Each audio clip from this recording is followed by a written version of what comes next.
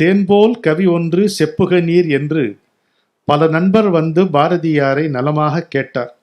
அதற்கு நமது ஐயர், என் கவிதான் நன்றாயிருந்திடினும் சங்கத்தார் புன்கவி என்றே சொல்லி போட்டிடுவார். போட்டால்தான் சங்கத்தில் சர்க்கார் தயவு இருக்கும்.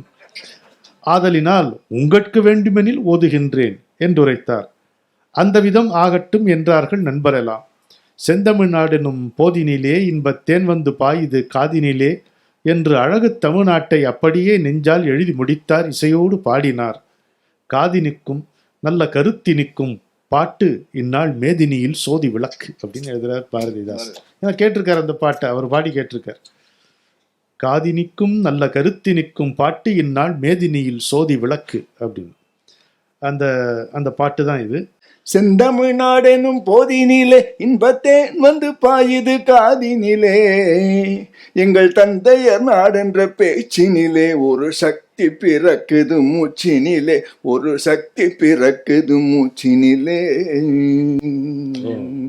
வேதம் நிறைந்த தமிழ்நாடு, உயர் வீரம் செறிந்த தமிழ்நாடு, நல்ல காதல் புரியும் அறம்பெயர் போல் இளங்கண்ணியர் சூழ்ந்த தமிழ்நாடு, இளங்கண்ணியர் சூழ்ந்த தமிழ்நாடு.